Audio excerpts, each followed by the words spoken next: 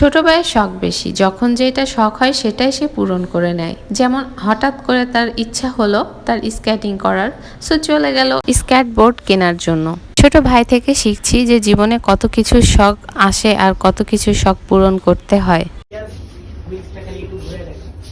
এখন রাত 10টা 14 বাজে আর সে এখন স্কেটিং করবে, সো চলে যাচ্ছে রাস্তাতে, সাথে আমরাও চলে যাচ্ছি তার ফার্স্ট টাইম কিরকম হয় স্কেটিং করা সেটা দেখার জন্য।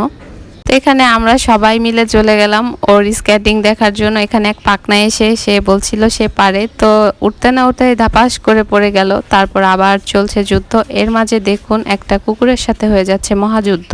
এলাকার মধ্যে নতুন নতুন কিছু দেখলে পশু পাখিগুলোর মধ্যেও আতঙ্ক ছড়িয়ে যায়, সেটাই কুকুরটাকে দেখেই বোঝা যাচ্ছিল। তো কুকুরটা এত ভয় পাচ্ছে, এর মধ্যে আমার ভাই আবার পড়ে গেল। পড়ে যাওয়ার পরে সে যখন আবার উঠেছে, কুকুরটা দেখতেই পাচ্ছেন কি পরিমাণে সে ভয়ে আতঙ্কে কি করছে। আমি তো হাসতে হাসতে সে সেই কুকুরের কাহিনীটা দেখে।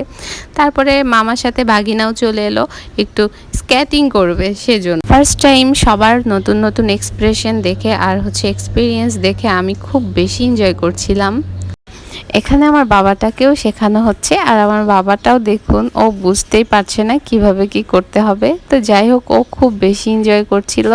আর এই তো আমার ভাই একটু একটু করে আস্তে আস্তে করে একটু একটু এক্সপার্ট হতে যাচ্ছে।